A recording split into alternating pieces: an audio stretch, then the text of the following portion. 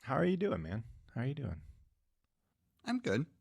So it's interesting you ask. So the past few weeks, I've been questioning what I have done to make my foot ache a little bit more, and realized I've just overworked it. So I forced myself to back off a little bit and do more rehab-esque exercises and get it back under control. So I'm good. Good. That's good. That's good. That you feel like the work that you've done on it has gotten it back under control. Yeah, I mean, part of it is also just reminding myself that we're not all the way through the recovery period. And so there are some things that are still questionable, but they're questionable in a way that's like, yeah, I think I'm just regaining some feeling there, kind of questionable. It's just an interesting journey all the way around. hmm We haven't talked about your foot in a long time. When was the last time you went to the doctor?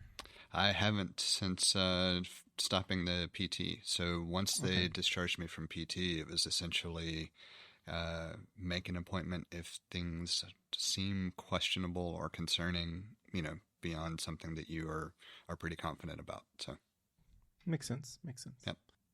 Well, I'm glad you recognize what it was and able to take action on that. That's good. That's good. Um, I'll let that lead me into did the video that you sent to me um, contribute to the stress of your foot? The one I sent today? Yes. No. Okay. No, that one was just like I'm. So let's back up ever so slightly. So over the course of the year, I've been considering a number of different things speaking wise, and I hadn't landed on exactly what I thought it might be until relatively recently. And so I finally just put that together, but most of what contributed to like its content and everything was a combination of that kind of stuff and just the translation of lessons learned to life at large. Okay. Okay. So nothing specific to the foot, but I would say some of it did, of course, contribute just as a learning experience. I was going for a weak segue. What ended up being a weak segue. So I like the video. I like the intro. The content was good. I think I think that was good. Is this sort of speaking engagement something you're looking to pursue? Yes. Okay, cool. Yep. So I updated the website. So I had a page at one point for speaking, and I was never happy with it. So I removed the video that I had and left just the kind of overview up. And I never took it down, but I never really did anything with it. I wouldn't say I hid it from view, but it wasn't in the main navigation. And so today I re-edited that page, and I need to add it back to the main navigation now because it's kind of where I want it to be. But that video is embedded there. Cool. Cool. I liked it. It was good. I liked that you had multiple. You had clips from multiple events. Yes. So, right, and your shoes were the same. Yeah. Well, that's pretty often going to be the same anyway. Like those provide enough support. Yeah. I was going to ask you what shoes they were. Ultras or ultras. Okay. Sorry. Yep. I always want to say ultra, but they're ultras. Yep. That's right. I remember we talked about that. I've been wearing them for about. I've had a pair that I used for hiking for the 2020, maybe 2019. I'm not sure. Around. I know I was wearing them in 2020 on a. Yeah. Anyway, cool. What did you use for the graphics at the beginning and the end? That was a cool graphic. That was actually just a built-in graphic from DaVinci Resolve. Nice. I liked it. Yep. I was surprised I found one that I liked enough to not play with fixing it or changing it, because Right. most of the time they look cheesy to me, but I liked that one. So Yeah, I can remember in the late 2000s, early 2010s, it was before Final Cut Studio 10. I guess it was Final Cut Studio 7. That was the last one that had a Arabic numeral, and but it's like, oh, I could tell which people who are like using just the transitions that come with the stock transition that comes with that software, and I could tell which version of Final Cut Studio. Well, 6 and 7, I could tell which one was 6 and which one came from 7. I just remember seeing those on YouTube a bit for some of the videos that I was watching. Yeah, one of the things that I want to do, I decided not to waste time not putting the video online while I figured it out, but I want to figure out putting some sort of graphic on that white space on the wall behind me. Yeah. And I think I can do it pretty easily. I need to take the time to figure it out, but I didn't want to hold up getting the video online, so I can always republish. Yes, that's cool. I was going to ask about, because it's fun. I'm glad you had this in the notes, because I was listening to last week's episode today on a walk. I haven't finished it yet. But I did get to the part where you told me to remind you about an Apple retail anecdote. And I was like, when I was listening to the podcast, I was like, did we actually get to this? And then I saw in the notes today, I was like, oh, we did not get to this. So please tell me your Apple retail anecdote. Well, it was just funny that you mentioned it, because so when we recorded last week, I had finished uploading the next episode for Renegade Noble, and it's set to go live Friday, last Friday of the month schedule. But I had included something in it. I didn't specifically reference Apple, but I did reference the assume positive intent thing. And so it was just funny because it was on my mind from editing that there was a crossover at the moment. So not a big anecdote at all, but just an interesting behind the scenes note. I forgot about assume positive intent until you. I mean, I've remembered it many times since, but last week when we were talking about these things, didn't even occur to me about that phrase. That was like the whole Apple retail assume positive intent. That wasn't just the Genius Bar, was it? No, that was all of Apple retail. Yeah, I just remember I had a lead genius who was like, he was like, never assume positive intent. I never want you to. I was like, to their face, pretend like it, but you know that there's water in that computer. I was like, okay, that's fair, John. His name was also John. So, yeah, I certainly felt that way with all mobile devices. Oh man, I can remember I can remember some instances in particular. So, and then I laughed actually after that, because while I was editing, your Hey Dingus activated the pseudo intelligent assistant on my end, and I thought it was hilarious because it didn't happen while we were recording, but I didn't, my audio is not coming out speakers while we're recording either, so right. I didn't even think that it would occur, because it's supposed to be somewhat personalized voice-wise, you would think, but HomePod triggered right away. Yeah, it does. I was going to say, when we were recording last week and I said those words, I think it was my phone that responded to it. And again, when I was listening to the release version of the podcast today, I was like, oh, I'm not going to feel too bad about this, because I think most people listen with headphones on. Yeah. But it does remind me of another podcast I listen to. I've been listening to the Real Friends Fake Doctors podcast. It's the Scrub Rewatch podcast with Zach Braff and Donald Faison. And I'm in the third season, but it's still from 5 years ago. It was recordings that were released in December of 2020, but I think they were releasing 2 recordings a week during the pandemic. And Donald Faison would, I don't know often or not, but it was never a surprise when he was recording under the influence of he'd smoked a fatty, and he didn't come to the recording. And one of his bits was when they had a guest I guess what we would have called like a listener guest on the program. He would he would say their names in his Oprah voice, and he would be like whatever their name was, and shout it like Oprah would shout on her show that got popular. And somehow that devolved into a comment from Braff saying that he was too loud and he was causing babies to unlatch from their mother as they were nursing. Because apparently they had gotten some feedback saying that they'd have to be careful not to listen in such a way where Donald was going to be too loud. And they had little, I guess, more than one instance where people were giving feedback that their babies unlatched from his yelling. I'm like, that is a that's quite a.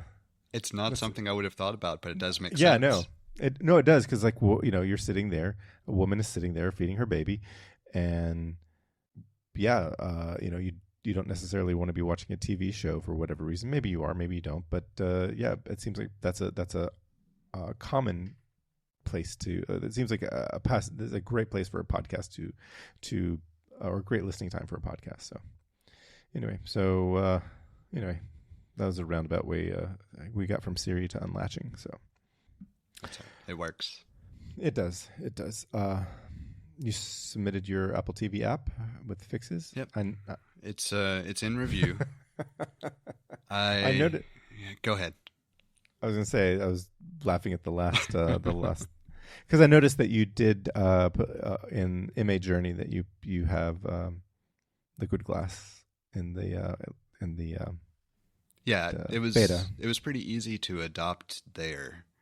The Apple TV stuff, the like how settings does that stupid pop-up overview thing, or you know what I'm talking about. It's referenced as a modal window, and maybe you haven't seen it, but like if you go into a random app, I'm trying to think of one that I noticed it in. But either way, what we're essentially talking about is an overlay that pops up in the center of the screen. So it's not a full window. It doesn't navigate to a full page. It's just this semi-translucent background with whatever settings or whatever you're displaying for the app. And that shit can go. Like I could never get it to be consistently uniform or work on the Apple TV. I spent 3 days trying to get it to work, and finally said, you know what? I'm going to revert back to my currently published version.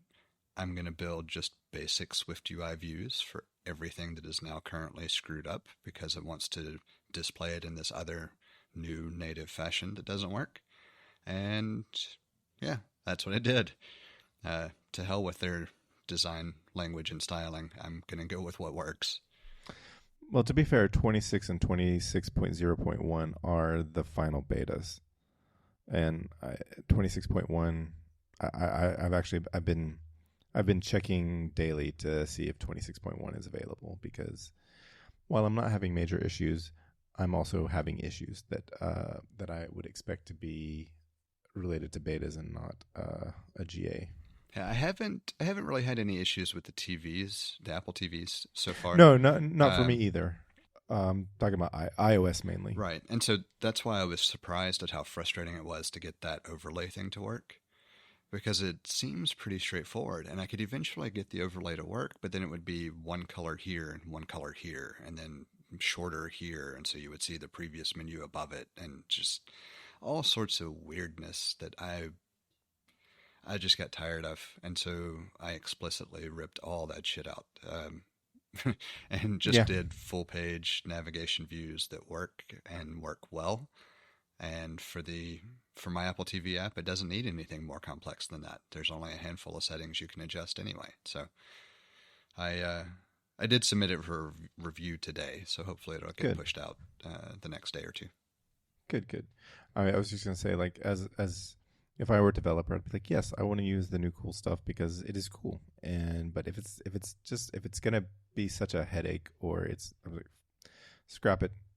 Let's go with what works, and maybe a year from now, I'll be implementing it, or maybe 6 months from now, because 26.3 is far more.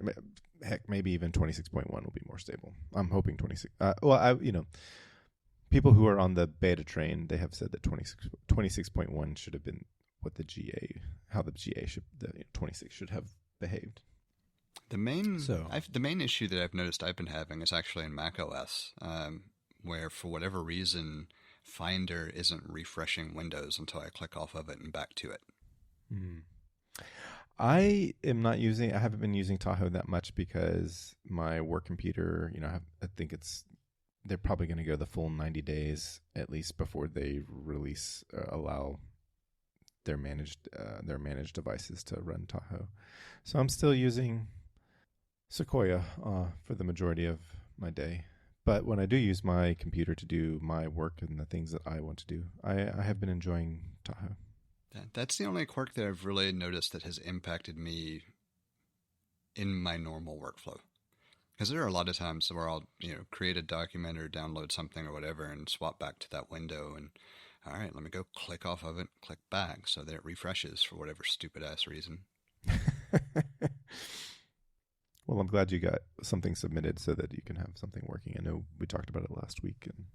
Yeah, the next thing I need to finally create a handful of baked-in custom sounds so that it feels actually fleshed out. And so I actually started setting up to do that as well. I expect I'll get that within the next couple of weeks.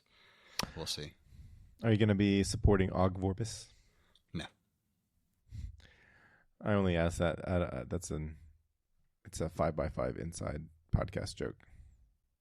Podcast inside joke. Dan Benjamin used to always say something about Og Vorbis to John Siracusa on Hypercritical. I know that there was a lot of discussion about it early on. I never really. I mean, I understand the appeal, but there are better ways, in my opinion. It's for a certain kind of nerd. Yeah. So, I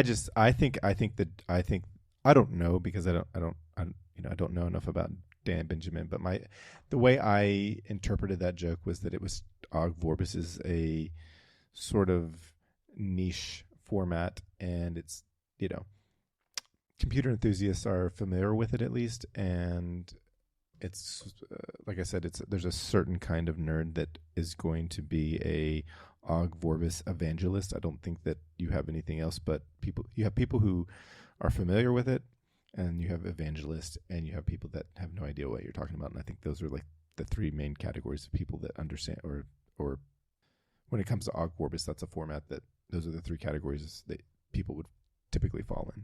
And I was assuming that Dan Benjamin was just making a joke because it's a fun file name. Maybe he was one of the evangelists. I don't know. Well, I would imagine that it's just fun to poke Siracusa on anything like that. So, yes. That's, yeah. I put a little link in here. Don't have to talk about it much, but I was just like, it's just a rumor. It's actually just a rumor. It was from that guy who is pretty good with rumors from, I can't remember if it's the Wall Street Journal. Mark Gurman. I think Mark Gurman. Thank you. From Bloomberg. Yes, thank you. Close. I was close. Yeah, he, I guess, posted something about there being a rumor that Apple might start putting ads into Apple Maps. And when I heard that, I was like, oh, that's going to be awful. But then I read it and I was like, oh, okay, that's not quite as awful as I didn't go to, it's not as bad as the worst place that I went to, but still, I don't like that. And this whole, if you're not growing and expanding, then you're stagnating, and that's just not true. And it's, late stage capitalism, Wall Street bullshit. So I didn't really have a lot to say about it. I just don't like, I really wanted to say, like, I don't like this expansion thing because I saw somebody recently compare it to, okay, we've colonized land. We've colonized practically all the land that we want to colonize on this planet. So now we're colonizing people's minds and their attention. And this is a similar sort of thing, expanding and colonizing. This is colonizer thinking.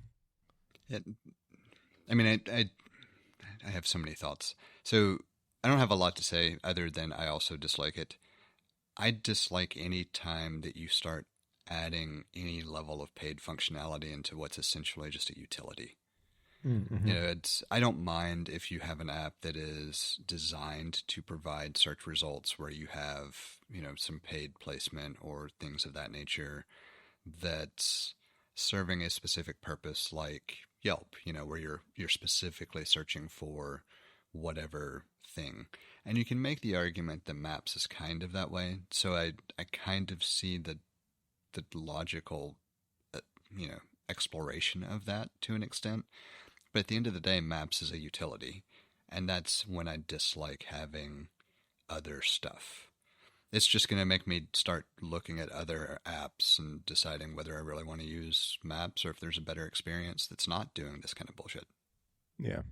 Well, we used to pay for Mac OS 10. We paid $129 for a new release of Mac OS 10. And then they went to a freemium model. And now it's like, okay, we all enjoyed that, but now, if the option is, okay, now we need to make money on the software, so we're gonna introduce ads. Like, no, just make it $129 again, maybe. But then it's like, that's not. Then you don't have the adoption rates and so forth. So, but I don't think it actually serves the purpose they want it to serve. They are showing that their allegiances are to stockholders and not customers. Yeah, there's a lot about modern day Apple that I dislike. Yeah. Hardware's at least doing really well. For now. But they're just, they're getting you on the storage. Anyway, speaking of mass extinction events, I put this in here because we were talking about, we talked a bit about global warming and climate change the last couple of episodes, and I came across this statistic that I like and that I thought it would be fitting as a last bit of follow-up for it. But Earth has experienced 22 mass extinction events, so they're not special, I guess. So, but I do think that is a world record. Nice. I like that. Caught me off guard. I was about to say something else and I had to pause. Yeah, I do think it's interesting. I mean, even when we were talking about like the coral issues that were quickly approaching and blowing past, I think there have been other events of similar note, I guess you could say. I didn't realize there had been that many, but I didn't either. I certainly thought it was closer to 10 to a dozen, maybe. I wouldn't have even guessed that high.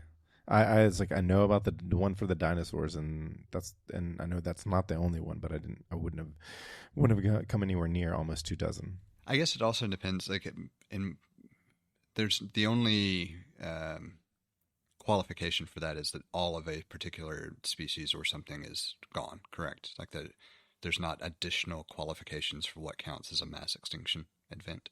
I'm assuming a mass extinction event means that most of this, I don't know what percentage of the species is wiped out. So I'll see if I can find that information. So not critical, but like the reason I was saying that I was thinking could have initially thought it being that high is just because of how few of certain populations of species that we know about there are that we've tracked, and just the amount of time for other species where we've discovered things that point to something that maybe we never knew about until after it was gone type thing. So I guess certainly it depends on the actual qualification, I guess, whether I would have been thinking about it the right fashion, but that would be what would have led me to maybe a higher number than someone would initially think. Well, do you want the AI results on what? Sure. Okay, so the AI results come back and says, I guess this is whatever AI overview on Google, and that is a mass extinction event is defined as a significant loss of at least 75% of the world's species within a geological short period. So that would be typically less than a 2 million year period. These events caused by it goes on like these events are caused by major volcanic activity, but 75%. Yeah, so I was thinking about it incorrectly. So then I am very surprised that it's that high. So if you go to mass extinction event on the Wikipedia article for extinction event, it has the big 5 mass extinction events, and it goes through the 5 of the 5 that are most important or that were most widely studied. I'm not sure. So that's interesting. So, so maybe fact check me on the 22, but either way, um, listeners, you fact check me on the 22 mass Oh, extinction. I knew, because I wasn't going to bother. I Um, mean, if I came across it, but I wasn't going to go looking it up. And a week from now or 6 days from now, when I'm listening to the release version of this, I probably will be fact checking. So, good segue for your mass extinction events. The U.S. government being one.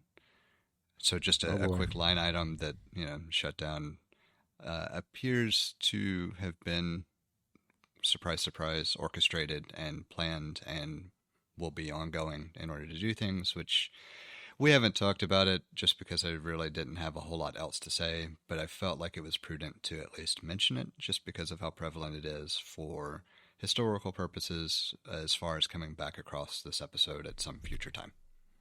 This is how you end up with an authority. This is how you shift from a democratic government to authoritarian government. Yeah, these sort of things. They are 100% following a playbook. It's called Project 2025. If you didn't know about it or you're surprised by anything that's happening, they told you. Yep, very clearly. And shame on you if you did not vote the right way. But I don't really have anything else to add to it, So, I put that in Thoughts there. and prayers. Yeah. So I put that in there just as it at least dates the episode easily. The other thing, though, so as we were talking about, or as we've been talking about things related to the environment in general, I ran across this headline, and at first I wasn't even going to bother clicking. But then for whatever reason, I decided to click and read.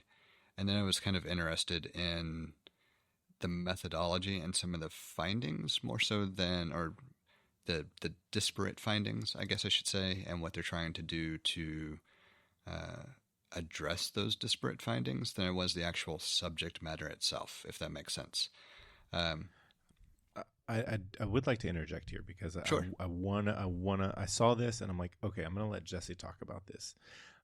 Because I'm going to let you talk about it because I get to, no, I don't have that kind of control. I want to hear you. I want to hear you. I didn't read through this because I wanted to hear you talk about it because I saw the title of the article, which is there might be, I don't want to steal your thunder. No, by all means, you can, either way.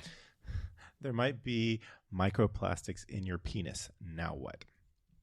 And my first thought after reading that was like, okay, that's totally believable. I wouldn't have thought about that. I wouldn't have, I know microplastics exist in the world and it's a problem. And I didn't really think about it being in my penis, but I was like, okay, that tracks.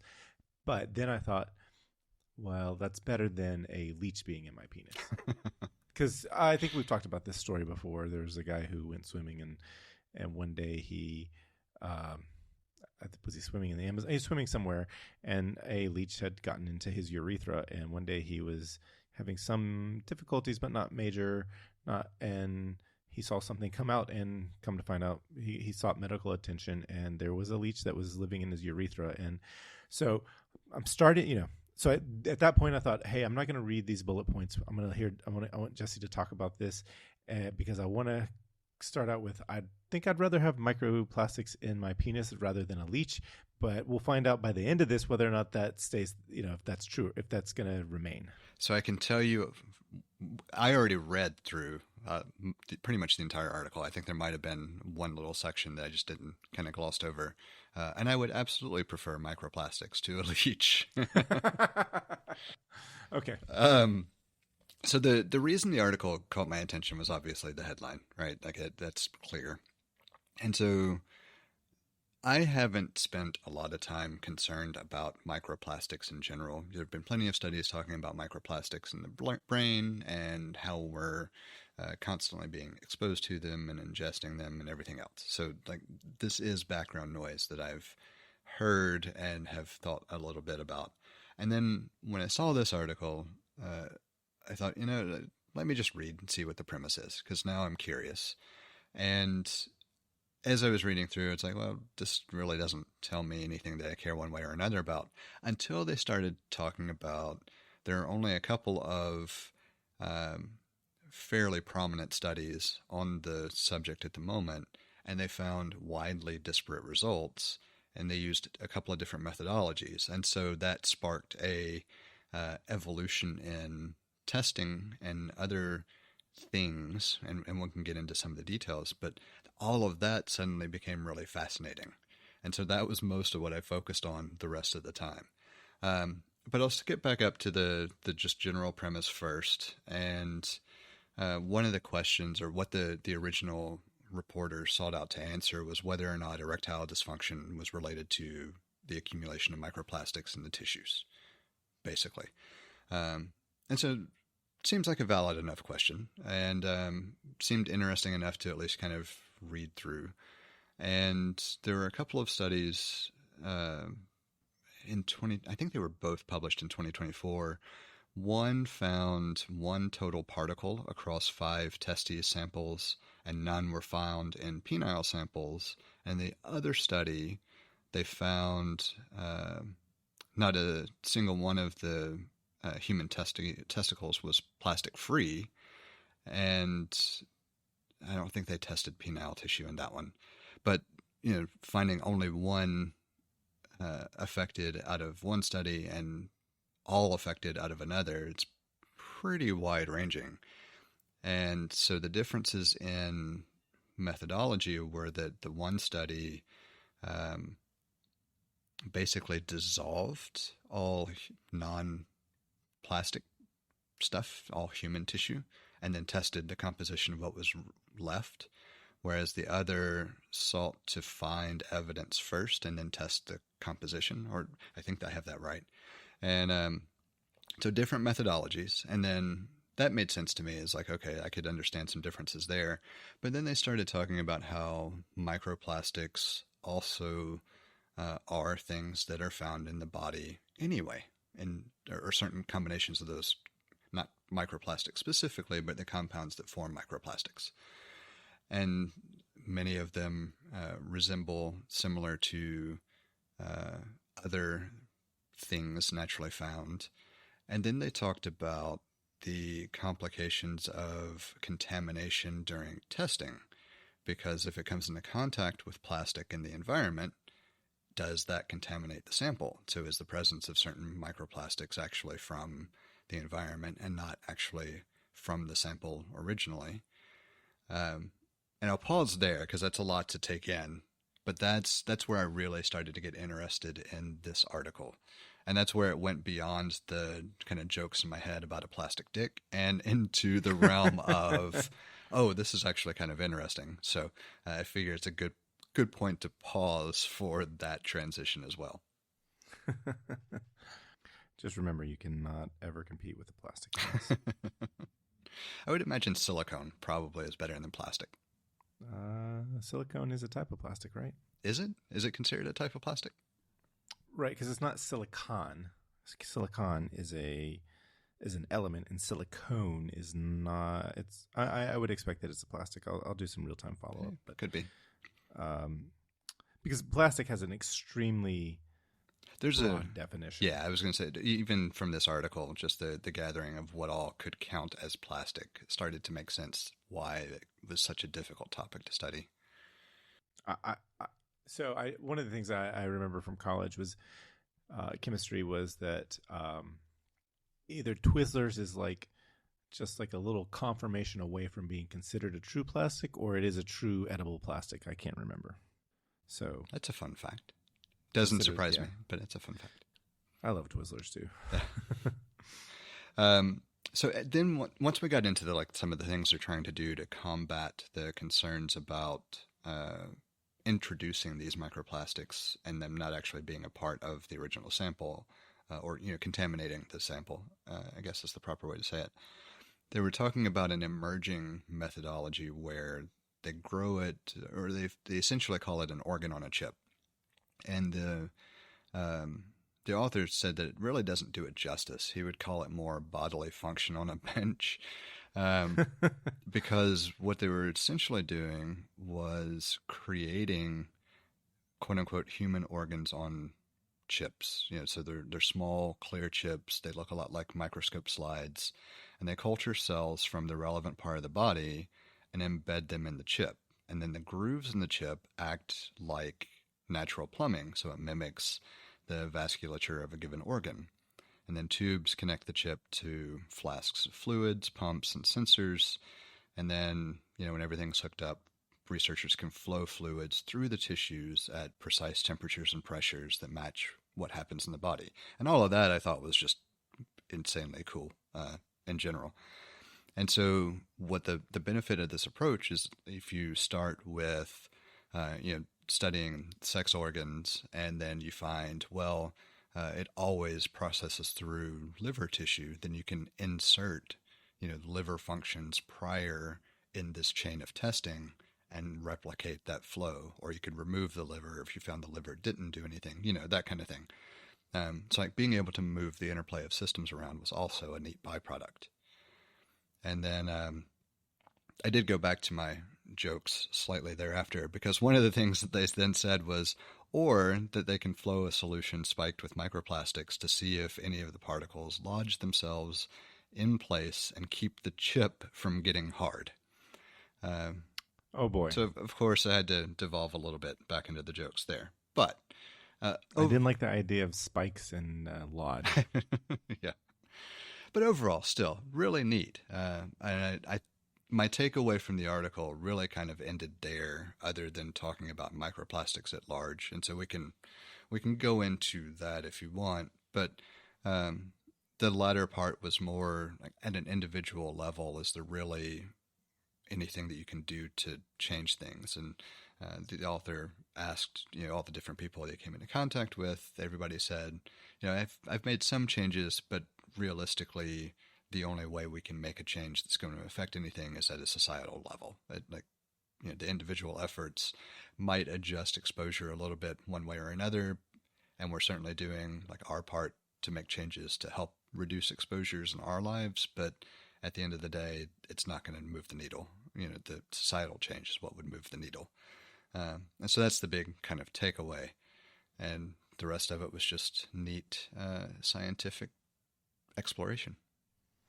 Yeah, so I've heard about microplastics, and and the way at least the content that I'm seeing regarding microplastics is content that it's actually not demonizing them, but it's the content I see talking about microplastics is as a not alarmist, but well, it's concerning because we don't know.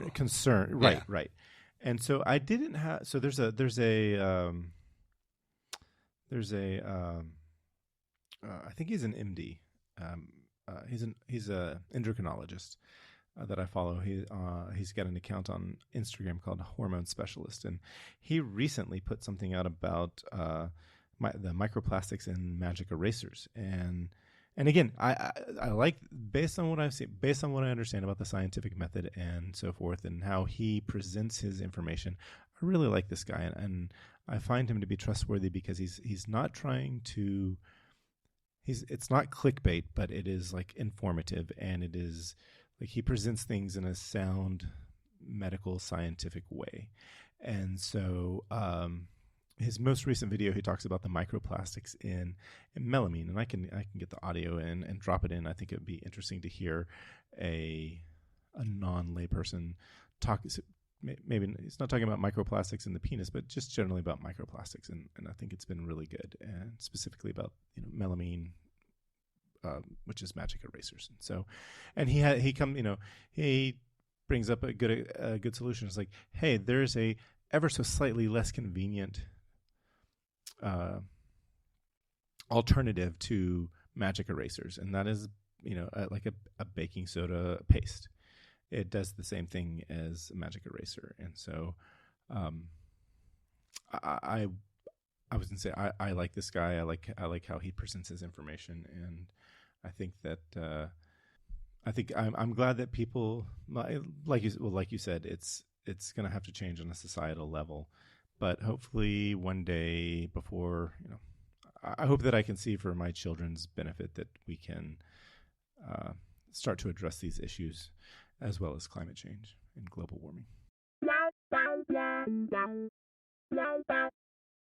Ever used a magic eraser to get marks off a door? I compared a magic eraser to plain old baking soda. Be careful with this if you have high gloss paint because it might make a dull patch. I used the same pressure but scrubbed the lower portion with the magic eraser for 18 seconds and the upper portion with baking soda for only 12 seconds. And to me, the results are the same. I tell you this because your magic eraser sponges might need some rethinking.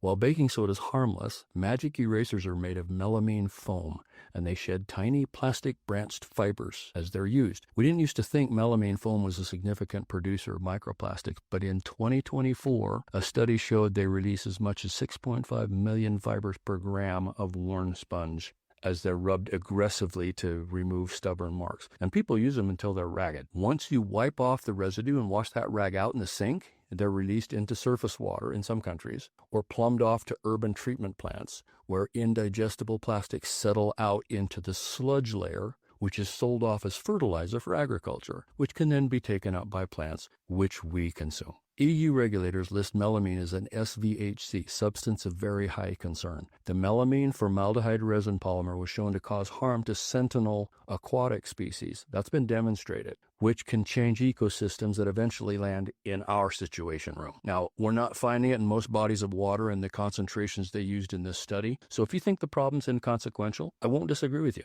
right now. Imagine there was a time when the leather industry thought we could never possibly run out of wild buffalo on the fruited plains of the USA. I would submit that the inconsequential phase is precisely when we need to address things like this, especially when you add this to all the other sources of microplastics out there, and especially when there are perfectly effective, safer alternatives. So do the easy swap. Your magic eraser for a little baking soda on a wet cotton cloth. You'll be surprised at the things it can erase. Magic erasers don't have a corner on magic. We got along fine without them for thousands of years. Oh yeah. And instead of plastic sponges, use biodegradable cellulose sponges with the scrubbing side made from coconut fiber or loofah for dishes. Look for plastic-free, dye-free, and fully compostable, even in the packaging and shipping materials. Good on you.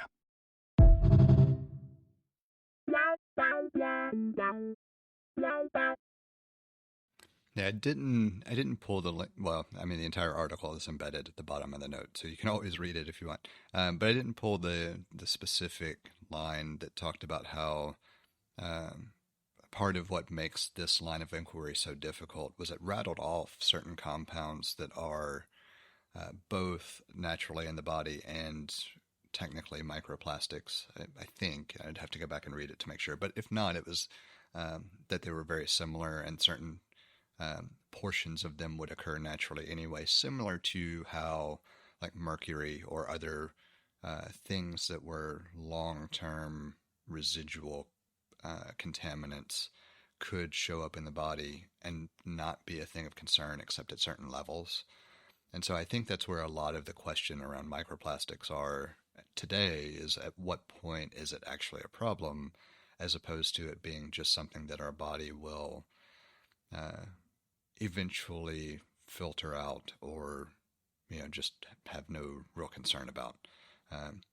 Because it was talking about how many things are benign as far as things that come into the body that are non-reactive, or I don't remember which term they used, but essentially non-reactive with body chemistry and body function.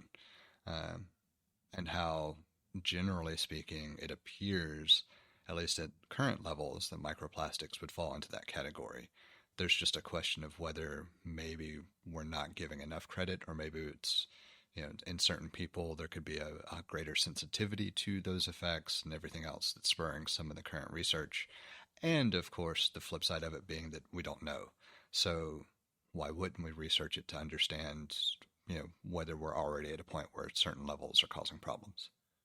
Yes, I think I think it's prudent to do that, and I think it's important to, learn. But we have seen environmentally that, not just with microplastics, but just plastics in general in the environment,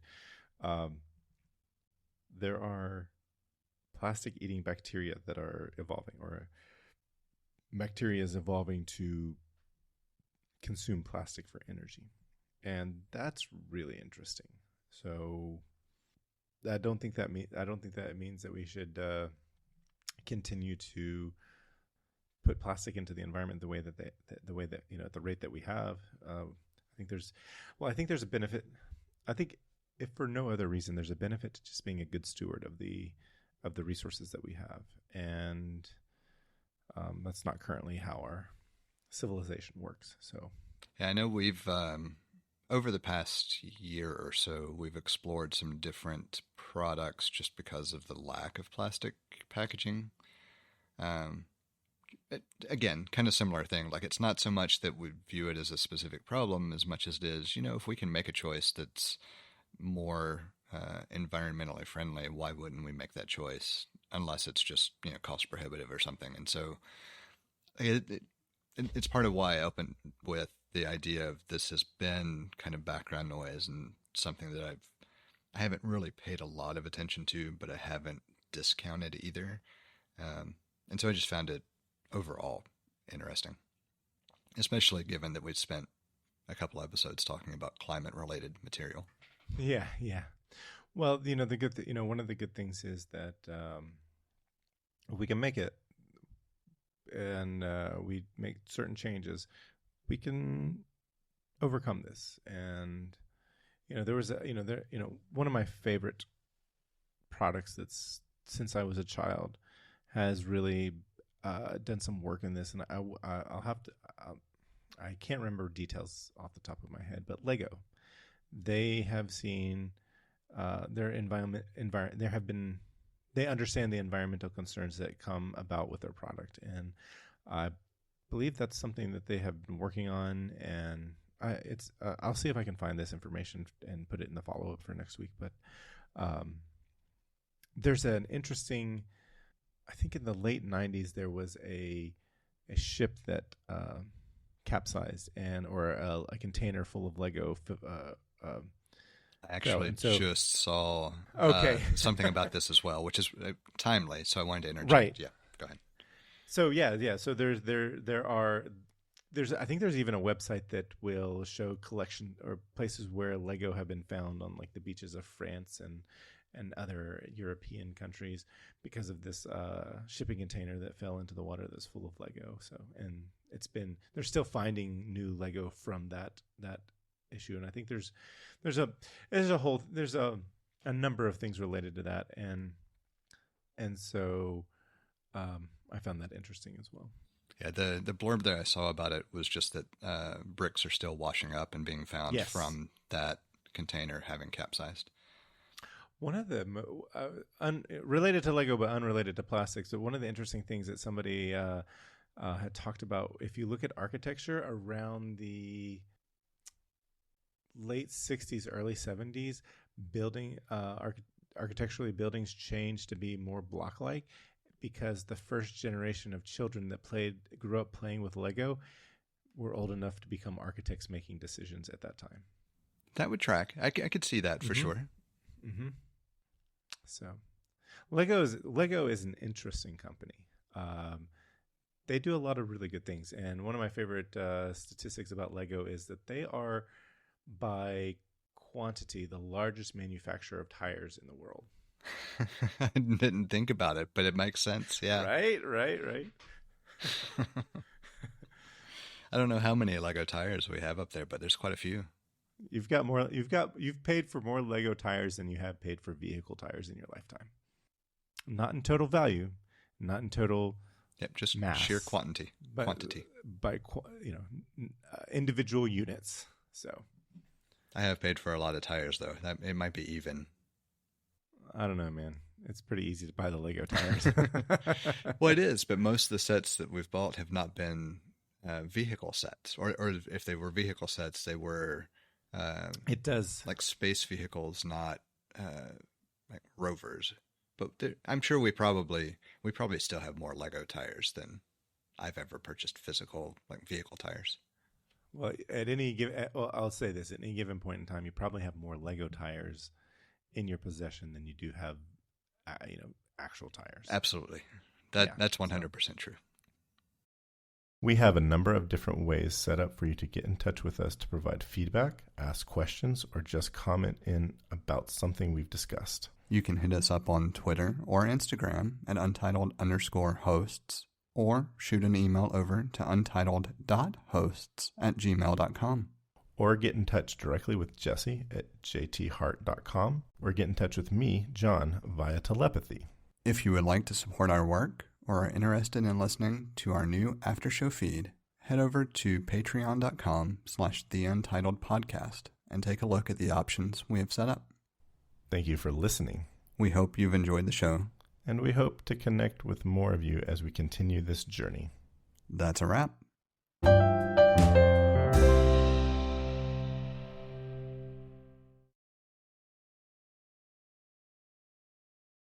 Let me ask you this: do you like buying tires? Is that a thing that you're like, oh, I get to buy tires now, or are you like, oh gosh, I gotta spend money on tires? It depends. So it depends on what vehicle I have. When I had the Jetta, I enjoyed it more because I was looking more at performance than anything else and trying to kind of figure out what would make the most sense. I don't know that I really care. Well, I shouldn't say that. I did not care on the Jeep until this last round. And this last round, I bought a set of tires I'm really unhappy with. Oh, no. And so now I'm back to, okay, I'm going to actually do some research and all, and not just kind of go with pretty standard tire this next time when I need to replace them. Do you have all-terrain or highway tread? Highway tread on mine, all-terrain on the Cherokee, since it's four-wheel drive. What do you have on the Cherokee? Do you know? I think they're the Firestone Destinations. I'd have to double check. Those are okay. So prior to this last round, I had been putting Bridgestone. I think Jeweler is the ones that they use for the all-terrain tire. It might not be. It might be something else. No, it's the Jeweler. So I had those on my Jeep, and then this last round I did the Firestone Destinations, the highway tread versions, and I do not like those. Those are some shitty tires. Interesting. The main reason I don't like them, they're fine for all the driving around town here, but if you're on grooved pavement, they do not feel good. The vehicle like catches in the grooves and wobbles kinds of thing. Like it's really, I don't like it. I've had highway tread tires. I've had various highway tread tires on SUVs, and I've had various all-terrain tread on the SUVs. I've had Bridgestone Duelers on a couple of different vehicles, and I like those. Just to go back, I didn't have any problems with those either. So they've been good. I definitely like the all-terrain over the highway tread because they channel water better. Like even driving on the interstate when it's raining, I don't remember what the last pair of tires I had that were highway tread, but there was a significant difference in how well so I had Duelers, and then I had Cooper Discoverers, which is another high all-terrain tread, and those performed similarly to the all-terrain, or sorry, the Duelers, and that was on my 99 4Runner, and then when I got my 2008 4Runner, it had highway tread, and I rode almost 4 years with highway tread, and I was just like, is it this newer 4Runner that's more slippery when it's raining, or is it the tires? Because I'm like, it's probably the tires. And so now I have the tires that I've wanted. It's the first time I've gotten a set of tires, like the BF Goodrich KO2s. First time I've had those, and I love them. And I've only had them for a little more than a year, but then I was like, okay. After getting them, I was like, okay, now I know it was the tires, not the that was a little bit slippery on the interstate, not the vehicle. So far, my best experience with tires was the Michelin Primacy. I think the MXM was the designator, but those are the ones that I ran on the Jetta, and those were phenomenal. Those were the best tires I've ever had in my life. I don't know what I would think of similar tires on an SUV, because there's a big difference between sport tires on something like the Jetta as opposed center to of gravity. Yeah. But it does mean that I plan to do some looking around and shopping and some research the next time I replace tires. And I know for a fact it will not be the destination highway tread. Yeah. Well, I was gonna say the Duelers are good. You know how they perform. Um, I wouldn't say it, like again. I love the KO2s. I at the time the KO3s had just come out, and I'd seen some folks in forums say, "Yeah, I don't like the KO3s as much as the twos." So, but I they're a would little be they're a little bit pricey. I would be curious to see how an all-terrain tread felt on my vehicle, since it is very much a highway vehicle. Uh, like I wonder Yeah. whether I would prefer it or not. Well, I was gonna say the thing that was one of the things I liked about it was like they have the KO2s are rated for 60,000 miles. So I don't remember yeah. what I think the destinations are around 60. It might be 50, but either way, like I was considering, I've never looked that much at Goodyear tires. And I was considering doing some research between Goodyear and Michelin and then the Bridgestone variants and just seeing which ones I thought might do well. I've had like Continental tires. I've had uh, Yokohama's. There's another one that was coming to mind a moment ago that I've forgotten that I've had. So like, I feel like I've played around with a lot of the major brands anyway, for sure, over time. The thing is, it all changes so much over time and for vehicle style that I don't have a good comparison for any brand over multiple vehicle styles or multiple uh, like time ranges. And so it's all I had this one, 20 years ago, and I had this one a decade ago kind of thing. Yeah. And so it's tough to really get a feel for, was it just that particular tire at the time, or was it that particular combination of vehicle and tire? And, there's just so many variables that go into it. Um, but I do feel like it's worth it to pay the premium for the big name players in the tire space most of the time. Yeah, yeah, I think you're right about that. There are enough R&D developments and things that they do that it ends up being a better experience. Now, is it drastically better? That's where you start getting into some questions, like on the good example, because the Jetta was one of the few vehicles where I had two different types of tires that I tried, and I had the Bridgestone Duelers on the Jetta, and I had the Michelin Primacy on the Jetta, and the Primacy, hands down, better tire. Like just everything, every single metric you could possibly think of. It felt better, it rode better, it was quieter, better gas mileage, like everything was just better. The Bridgestone tire was good enough. Like it wasn't that it was horrible, but it was a noticeable difference. Did it justify the price tag difference? And that's the question, right? And so I can see where that starts to be the game you play with, well, I'll take those trade-offs if I'm going to have to replace them every X number of years anyway. Because if it's similar tread warranty, then it's going to be similar like lifetime use more than likely. And the only thing that I can think of that I would knock the Michelins on is they were a softer rubber and they didn't have as long of a warranty on, or tread life yeah, expectation. But man, did they feel good. And like that's where it depends on which is your priority at the time. I was gonna say that's probably why they felt good. Oh, I'm sure it is. It's the only tire that I will absolutely rave about. This would have been what, 2017-ish, somewhere around there. I'd have to go back and look, but it's been a while, but that experience has stuck with me. For sure, for sure. That's yeah. I was gonna say it's funny. I think I've had Duelers, 3 sets of Duelers, and 2 different vehicles. Interestingly, 10 years apart, but vehicles that were manufactured within 4 years of each other. I would imagine they felt pretty similar then. I say 10 years apart, 15 years apart. Yeah, yeah, they did. They were kind of like they performed well in the wet. They performed well off road.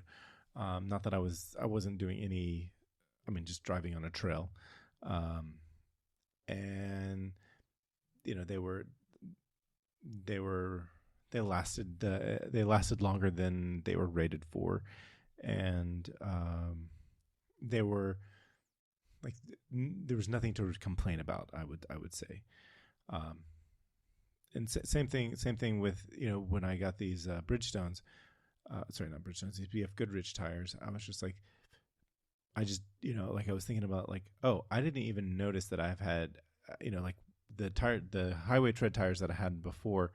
I noticed them not being, I noticed some traction issues when it was raining, and or at least I noticed something with the traction when it was raining. And then for the year that I've had these BF Goodrich tires, I just didn't notice it anymore, and the ride is comfortable enough. I think that would sum up my experience with the Jewelers as well. It would be that I didn't have any real knock. The only thing that I even noticed was they were louder road noise wise than the Michelins, because I went from the Michelins to the Bridgestones. I can't even talk about road noise because Yeah. Well, this was on the Jetta, so I could notice the difference. And the Jeep, I'm not entirely sure I would notice it. oh, I can't talk about road noise because I have exhaust that's all I hear. So I don't hear any of the road noise. So. I don't think I have anything else there. I do have one after show piece. Yeah. Oh, this is not the after show. Well, I mean, I can make that the after show. Have you seen any of the stuff about like Suno ads and all, like music generation, or is it just highly targeted for me that I see every 3 ads or so? I have not seen any of these ads. Where are you seeing these ads? Instagram predominantly, and oh yeah, definitely not. In fairness, like I do a lot of searching and following stuff related to content creation for obvious reasons. So I kind of felt like it was more targeted as a result. But I had seen these ads often enough for Suno about how the iPhone changed photography for people, and so Suno's changing, creating music for people. And I finally decided to give it a try. And I dropped one of the songs in here that was just on a whim playing with, all right, let me create a song about jiu-jitsu and just see what it comes up with. And with fairly minimal guidance. Like, it's not like I really tried a lot of things. I just kind of did a couple of prompts, tried a couple of different variations, and I was surprised. And so actually the music that I used in the video that we were talking about at the beginning was also generated from Suno. Oh, cool. Because it was, one, I have a creative, I went ahead and subscribed to get the commercial use, predominantly because it's easier actually for those types of videos if I can just tell it I'm looking for like up-tempo rock instrumental instead of having to go search through a bunch of other stuff to find something that kind of matches the mood that I want at a generic level. And so it makes sense for me to play with it first, try a couple of things, see if it makes sense, see if it fits the vibe that I'm wanting, and if not, go look at other stuff that I have either accounts or subscriptions with for commercial use music. But anyway, long digression. But it has already at least paid for the initial subscription with the couple of uses that I've had.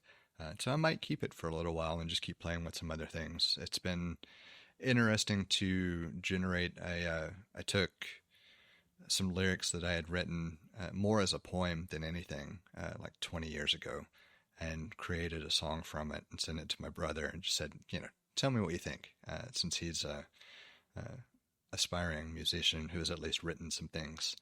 And it was funny. It came back with what reminds me a lot of, are you familiar with Chad Kroeger and the song Hero from Spider-Man? Any of that? So no, you don't have to be, but you can certainly look it up. But it's very generic. So it's very 90s, thousands rock anthem-y.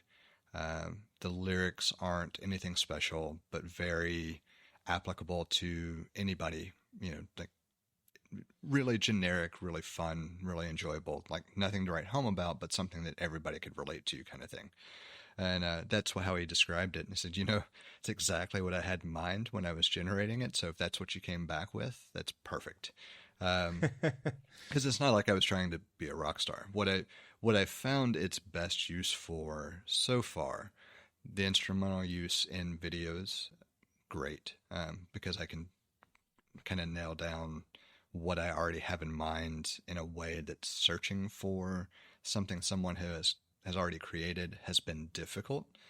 And I don't know why. I don't know if maybe it's just the tools that I've used. The searching isn't as good as generating something based on some prompts. But either way, like there's a disparity there that I recognize, and it makes it easier for that use case. And then two, I think it's a great tool for like spitballing ideas if you're a musician, to hear something that kind of inspires how it could sound, and then going back and writing it once you have this kind of general idea, and then that's how it feeds the creative process. And it's the same way that I would use like video creation or photo creation tools. It's more of a storyboarding kind of idea, and then I'm going to go shoot it or, create it not through AI. And I think that workflow makes a lot of sense for creators. But I can see the benefit for non-creators as well. And I can even see the benefit for someone who, like me, if I want to create something real quick as a background instrumental track, it's perfect for it, because it doesn't have to be this great song. It just has to give the right emotional impression. Right. But anyway, it was neat. I've been playing with it a little bit for a couple of days and thought, what the hell, I'll mention it. Yeah, that's interesting. I had not come across it, so it's interesting that you get so many. You're seeing so many ads for it. Well, it makes sense, and I'm also doing a lot of searching for trying to figure out how to find music better through the services that I have tried and used. I've got a lifetime subscription to one, just because it made sense at the time for the cost to just jump on board. I've tried a couple of others. None of them are bad. I don't want to give the wrong impression. It's tough to find what I search for, and the results that I get just are not often copacetic. And so if I can instead turn around and go to here and say, generate me this, and within 4 generated songs, I get something that's exactly the feeling that I'm wanting to evoke, then it certainly is a better use of my time. Yeah. And I know that I'm not running afoul of any copyright issues, or if I am, I can just point them to the company. So that's important. Yeah. Especially when the music is not the primary component. If I were doing it to publish the music, then I would have more concerns about how closely it matches things and everything else. But it's backing tracks for me. Yeah, it's secondary. Yep.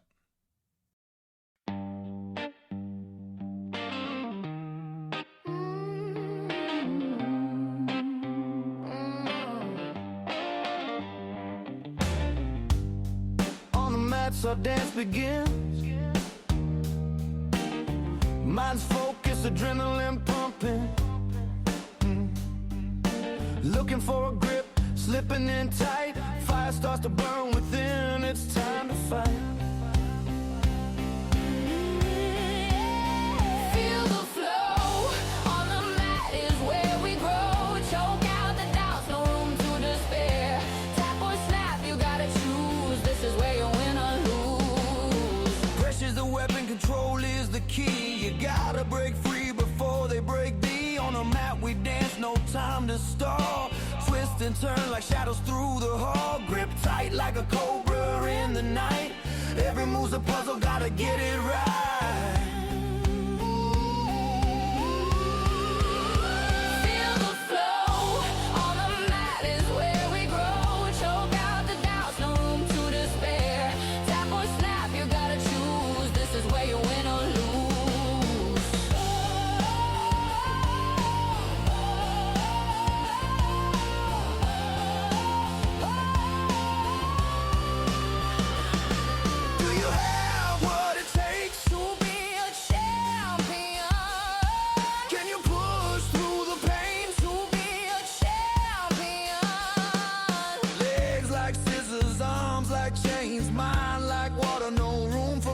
Triangle tight like a deadly kiss. Jiu-jitsu's love is ruthless. Feel the flow, on the mat is where we grow. Choke out the doubt. despair. Tap or snap, you gotta choose. This is where you win or lose.